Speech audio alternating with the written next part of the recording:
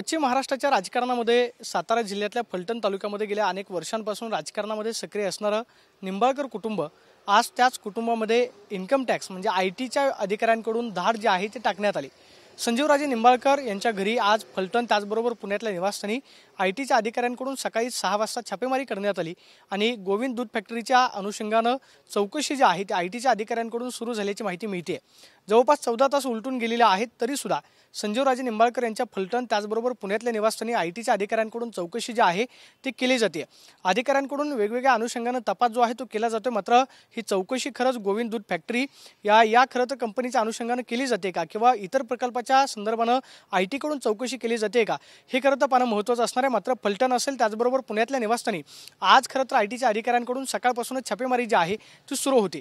सगळ्यात महत्त्वाचं म्हणजे संजीवराजे निंबाळकर यांच्या घरावरती आज जी छापेमारी करण्यात आली ते संजीवराजे निंबाळकर आहेत तरी कोण हे आपण खरं तर या व्हिडिओच्या माध्यमातून समजून घेणार आहोत। संजीवराजे निंबाळकर हे खरं तर फलटण तालुका त्याचबरोबर सातारा जिल्ह्याच्या राजकारणामध्ये गेल्या अनेक वर्षांपासून सक्रिय असणाऱ्या माजी सभापती रामराजे निंबाळकर यांचे चुलत बंधू आहेत आणि संजीवराजे निंबाळकरांचं राजकीय प्रस्थ हे फलटण तालुक्यामध्ये मोठं आहे।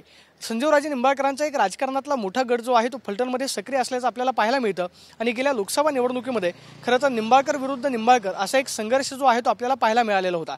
त्याचं कारण होतं ते म्हणजे माढा लोकसभेमध्ये खासदार राहिलेले रणजित निंबाळकर यांना भाजपकडून खरं तर उमेदवारी देऊ नका ही भूमिका जी आहे ते रामराजे निंबाळकरांनी लोकसभा निवडणुकीच्या आधी उघडपणे घेतलेली होती।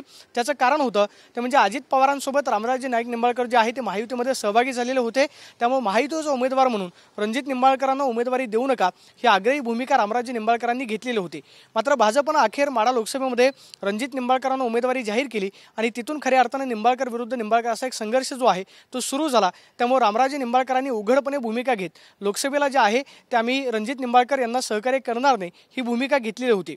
मात्र त्यांचेच चुलत बंधू असलेले संजीवराजे निंबाळकर यांनी राष्ट्रवादी काँग्रेस शरदचंद्र पवार पक्षामध्ये प्रवेश केला आणि राष्ट्रवादी काँग्रेस शरदचंद्र पवार पक्षाकडून ज्या धैर्यशील मोहिते पाटलांना उमेदवारी देण्यात आलेली होती त्यांचा उघडपणे प्रचार जो आहे तो आपल्याला लोकसभा निवडणुकीमध्ये केलेला पाहायला मिळाला। दुसऱ्या बाजूला रघुनाथराजे निंबाळकर जे आहेत ते याआधीच खरं तर शरदचंद्र पवार पक्षामध्ये होते, त्यामुळे निंबाळकरांनी घेतलेली भूमिका ही महाविकास आघाडीच्या फायद्याची ठरली आणि माढा लोकसभेमध्ये धैर्यशील मोहिते पाटील जे आहेत ते महाविकास आघाडीचे उमेदवार म्हणून निवडून आले आणि रणजित निंबाळकरांचा पराभव झाला। दुसऱ्या बाजूला खरं तर विधानसभा निवडणुकीमध्ये दीपक चव्हाण जे रामराजे नाईक निंबाळकरांचे सहकारी म्हणून ओळखले जातात, खरं तर फलटण हा विधानसभा मतदारसंघ जो आहे तो राखीव आहे, त्यामुळे दीपक चव्हाण हे गेल्या खरं तर 5 वर्षांपासून त्या विधानसभा मतदारसंघामध्ये प्रतिनिधित्व करत होते।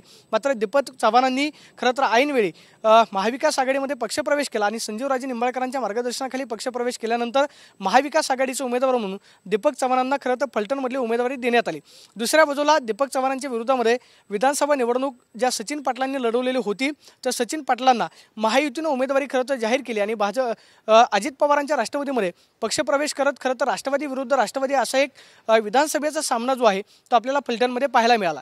मात्र परिणामी सचिन पाटील जे आहे ते फलटण विधानसभा मतदारसंघामधून अजित पवारांच्या राष्ट्रवादीमधून निवडून आले आणि त्यानंतर खऱ्या अर्थानं प्रश्न जो आहे तो उपस्थित झाला ते म्हणजे रामराजे नाईक निंबाळकर यांच्या खरं तर शरद पवारांच्या राष्ट्रवादी काँग्रेसमध्ये पक्षप्रवेश करतील ही चर्चा जी आहे ते लोकसभेला सुद्धा सुरू होती, विधानसभेला सुद्धा सुरू होती। मात्र रामराजे नाईक निंबाळकरांनी शांत राहणं पसंत केलं।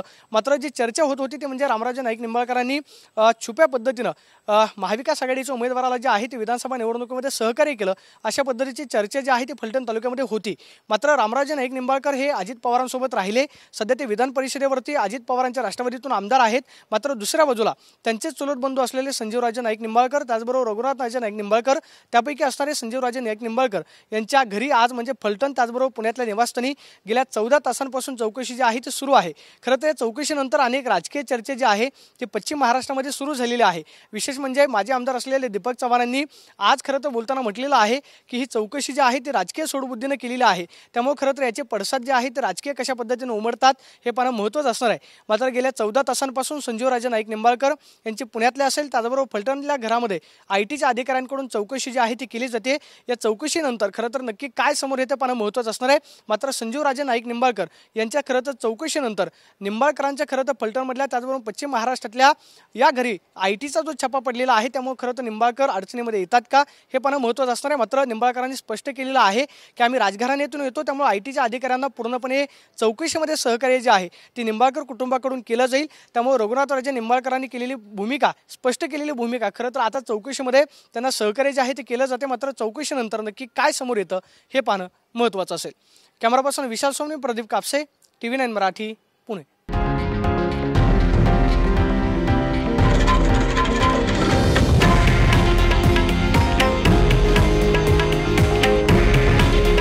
हे आहे देशातील नंबर 1 न्यूज नेटवर्क आणि आपण पाहत आहात TV9 मराठी. काळजी तुमची, हित महाराष्ट्राचं.